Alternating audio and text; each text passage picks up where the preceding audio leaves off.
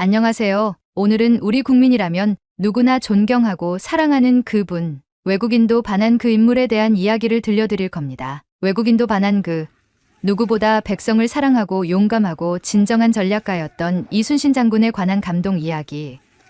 감동곡간.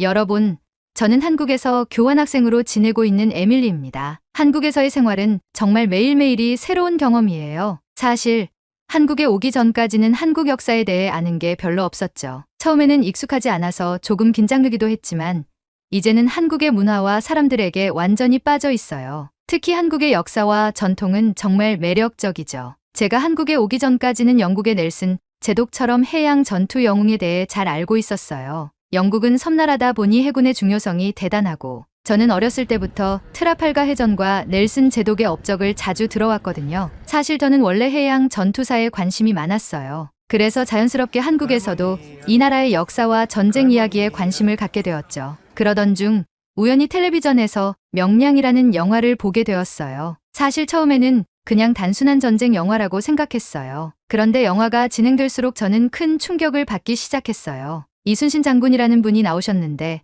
단 12척의 배로 300척이 넘는 일본 함대를 상대하시는 장면에서 저도 모르게 눈을 떼지 못했어요. 그건 제가 이전에 들었던 어떤 해양 전투 이야기와도 비교할 수 없을 정도로 놀라웠죠. 제가 알고 있던 넬슨 제독의 트라팔가 해전은 27척의 영국 함대가 33척의 프랑스 스페인 함대를 상대로 승리한 전투였거든요. 그런데 이순신 장군은 12척밖에 없는 상황에서 300척이 넘는 적을 상대로 싸웠다는 게 믿기지 않았어요. 더 놀라운 건 그 승리가 그냥 우연이 아니었다는 점이었어요. 이순신 장군은 명량해전에서 적의 수적 우세를 물리치기 위해 울돌목의 거센 물살을 전략적으로 이용하셨죠. 일본군의 대규모 함대는 그 물살 속에서 전열을 갖추지 못하고 혼란에 빠졌어요. 이순신 장군은 그 지형을 완벽히 이해하고 적의 허점을 파고들어 승리하셨어요. 저는 이 부분에서 깊은 감동을 받았어요. 그분은 단순히 용맹한 군인이 아니라 진정한 전략가였던 거죠. 영화가 끝나고 나서도 그 감동이 쉽게 사라지지 않았어요. 이순신 장군의 전투 방식은 그분의 전술적 천재성과 리더십을 증명하는 것 같았어요. 단순히 군사적 승리를 넘어 그분이 나라를 지키기 위해 보여주신 헌신과 희생에 더 큰 감동을 느꼈죠. 그래서 자연스럽게 이순신 장군에 대해 더 알고 싶어졌어요. 그분은 제가 어렸을 때 배운 넬슨 제독 같은 영국의 영웅들과 비교할 수 없을 정도로 특별한 분이었어요. 그 후로 이순신 장군에 대해 더 깊이 알아보려고 여러 자료를 찾아보게 됐어요. 그러다가 이순신 장군을 다룬 다른 영화들도 있다는 걸 알게 되었죠. 그래서 저는 시간이 날 때마다 한산용의 추영과 노량 죽음의 바다 같은 이순신 장군 관련 영화들을 모두 찾아봤어요. 그때마다 저는 이순신 장군이라는 인물이 왜 이토록 존경받는지, 그분이 왜 그렇게 특별한지를 점점 더 깊이 깨닫게 되었어요. 한산은 이순신 장군이 일본군과 맞서 싸운 한산도 대첩을 다룬 영화였어요. 한산도 대첩은 1592년 7월에 벌어진 전투로 이순신 장군이 조선 수군을 이끌고 한산도에서 일본군을 크게 격파한 사건입니다. 특히 이 전투에서 이순신 장군은 하객진이라는 독창적인 진영을 활용해 일본 함대를 포위하고 크게 무찌르며 조선 수군이 전쟁에서 우위를 점하게 되었습니다. 이순신 장군은 조선의 바다를 지키며 일본군의 해상 보급로를 차단하는 데 큰 역할을 했습니다. 이 전투는 이순신 장군이 바다 위에서 엄청난 승리를 거둔 전투로 그분의 거북선이 등장하는 중요한 장면이 있어요. 영화 속에서 거북선이 처음 모습을 드러내면서 적의 함대를 압도하는 장면은 정말 인상적이었어요. 거북선은 당시 일본군에게 큰 공포감을 안겼던 조선의 주력 군함이었습니다. 거북선의 철갑은 일본군의 화살과 포격을 막아냈고 배 앞쪽에 달린 용머리는 대포를 발사할 수 있어 전투에서 강력한 무기가 되었습니다. 이순신 장군은 이 거북선을 적절히 활용해 수적 열세를 극복하고 일본군에 치명적인 타격을 입혔습니다. 이 전투에서는 이순신 장군이 거북선을 처음으로 활용해 일본군을 크게 무찌르시는 장면이 나오는데 그 모습을 보면서 다시 한번 감동했죠. 이 전투가 임진왜란의 흐름을 완전히 바꾼 중요한 승리였다는 걸 영화 속에서 잘 보여주더라고요. 거북선은 일본과의 임진왜란 동안해전에서 활용한 중요한 무기로 그 당시 일본군의 주력 전술인 근접전과 적선 침략을 효과적으로 차단하고 조선 수군의 화포 중심의 원거리 전술을 가능하게 한 핵심 전투함이더라고요. 철갑으로 덮여 있고 스파이크 형태의 철판을 장착하고 있고 빠른 기동력, 포문을 활용한 전방위 공격이 가능한 함선이었어요. 용머리 화포, 일본군을 공포로 휩싸이게 한 용머리 화포는 실제 화포를 장착한 전투용 장치였으며 적군의 시야를 차단하는 연기를 내뿜기도 하였답니다. 저는 그 장면을 보며 이순신 장군이 단순한 군사 지도자가 아니라 전술적 혁신가라는 사실을 실감할 수 있었죠. 당시 거북선은 일본군에게 엄청난 공포를 안겨주었고 그 덕분에 조선군이 훨씬 유리하게 싸울 수 있었어요. 이 전투에서 이순신 장군은 하깃진이라는 전술을 사용하셨는데 하기 날개를 펼친 듯한 모양으로 배들을 배열의 적을 포위해 기동력을 제한하고 사방에서 집중 포격을 통해 공격하는 전략이에요. 이 전략은 일본군을 완전히 혼란에 빠뜨렸고 조선군은 압도적으로 승리할 수 있었죠. 장군의 전술적 통찰력은 그저 뛰어난 지휘관을 넘어선 전장의 판도를 바꿀 수 있는 천재적인 전략가의 면모를 보여줬어요. 그리고 나서 노량 죽음의 바다를 보게 되었는데 이 영화는 이순신 장군의 마지막 전투인 노량해전을 다루고 있었어요. 이 전투는 이순신 장군이 끝내 전사하셨지만 끝까지 적과 싸우며 승리를 이끈 마지막 전투였죠. 특히 그분이 전사하기 직전까지도 병사들을 이끌고 싸우는 모습은 정말 가슴을 울렸어요. 마지막 순간까지도 나라를 위해 싸우겠다는 그분의 의지는 저에게 큰 감동을 주었어요. 노량해전은 1598년에 벌어진 임진왜란의 마지막 전투로 이순신 장군이 일본군을 물리친 후 전사하신 전투였어요. 이순신 장군은 전투 중 적의 총탄을 맞아 전사하셨지만 병사들에게는 싸움은 아직 끝나지 않았다. 나의 죽음을 알리지 마라는 말을 남기셨죠. 병사들은 그의 명을 받들어 끝까지 싸웠고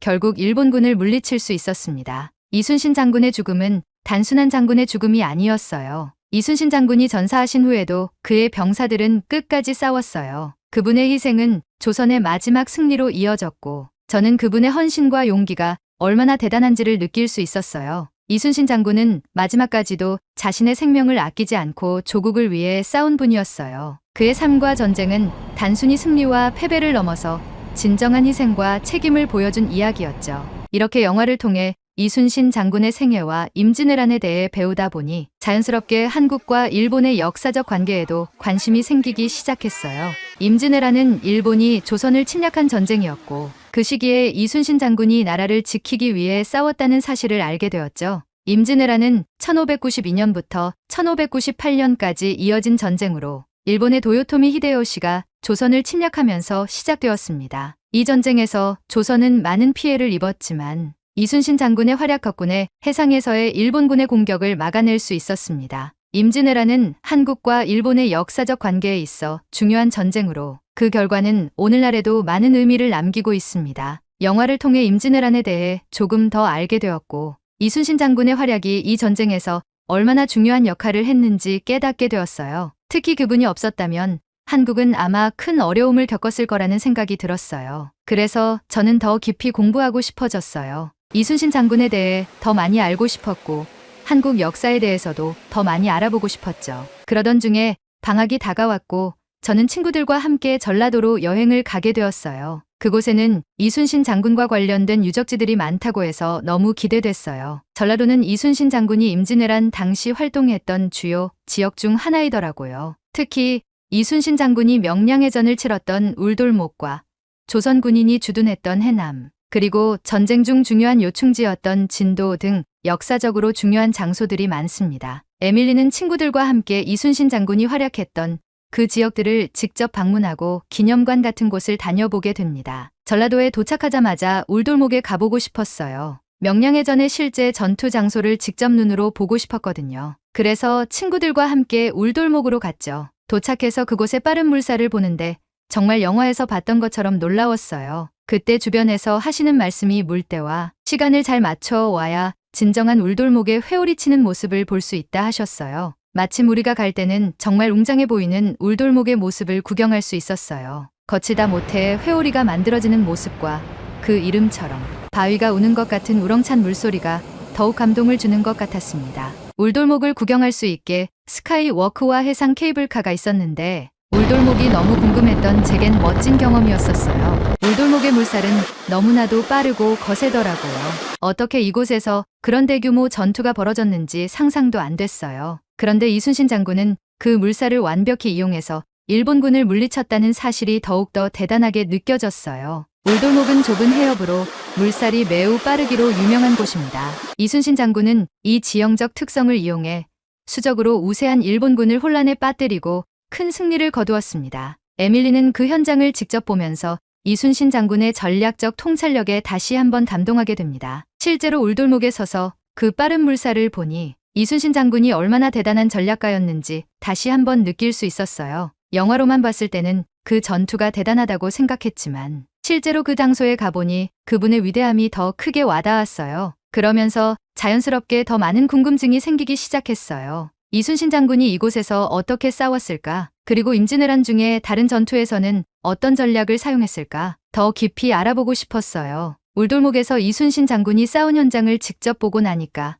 그분에 대해 더 깊이 알고 싶어졌어요. 그래서 여행 중에 틈틈이 이순신 장군에 대한 자료를 찾아보게 되었죠. 그런데 놀라운 건 이순신 장군이 그 많은 승리를 이끌었음에도 불구하고 한때 감옥에 갇혔다는 사실이었어요. 처음에는 믿기 어려웠죠. 어떻게 나라를 구한 영웅이 감옥에 갇힐 수 있을까요? 이순신 장군이 임진왜란 중 겪었던 정치적 갈등에 대해 알게 됩니다. 당시 조선의 왕이었던 선조는 정치적 불안과 자신을 둘러싼 권력 다툼 속에서 이순신 장군을 의심하게 되었고 결국 이순신 장군은 모함에 빠져 체포되고 고문을 당한 후 투옥되었습니다. 하지만 그럼에도 불구하고 이순신 장군은 조선 수군의 총사령관으로 복귀해 다시 한번 일본군과 맞서 싸웠습니다. 정말 믿기 힘들었어요. 나라를 위해 목숨을 바치고 싸웠던 사람이 그것도 패하지 않은 영웅이 감옥에 갇혔다는 사실이요. 그 당시 조선의 정치 상황이 정말 혼란스러웠다는 걸 알게 되었죠. 하지만 이순신 장군은 감옥에서 풀려난 후에도 나라를 위해 다시 싸우기 위해 모든 것을 걸었어요. 저는 그분의 인내와 강인함에 더 깊이 감동하게 됐어요.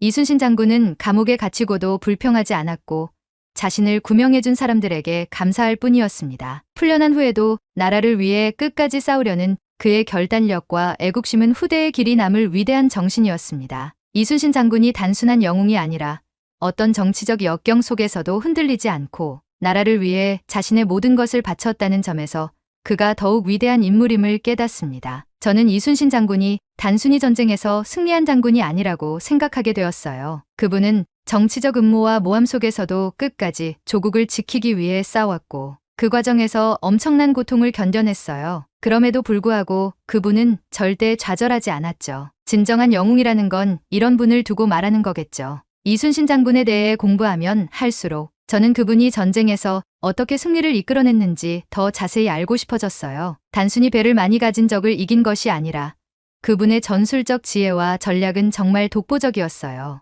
이순신 장군의 전투 전략에 대한 자료를 더 깊이 조사하게 됩니다. 이순신 장군은 23번의 해전에서 단 한 번도 패배하지 않은 인물로 특히 그가 이끈 4가지 주요 전투, 옥포해전, 한산도 대첩, 명량해전, 노량해전은 임진왜란에서 조선의 운명을 뒤바꾼 전투로 평가받고 있습니다. 이순신 장군의 전술은 단순한 해상 전투를 넘어 병사들의 사기와 지형, 바람, 물살 등 모든 요소를 결합한 입체적인 전략을 바탕으로 승리를 이끌어냈습니다. 예를 들어 한산도 대첩에서는 이순신 장군이 하객진을 펼쳐 일본군을 포위하는 장면이 정말 인상 깊었어요. 하객진은 하기 날개를 펼친 것처럼 배들을 배열해서 적을 완전히 포위하는 전술인데 일본군은 그 안에서 전혀 빠져나오지 못했죠. 그뿐만이 아니에요. 이순신 장군은 바람과 물살의 흐름까지 완벽하게 계산해서 전투에 임했더라고요. 이게 진정한 전략가의 모습이 아닐까요? 이순신 장군의 하객진은 적을 포위해 무력화시키는데 탁월한 효과를 발휘했습니다. 그는 날씨, 바람,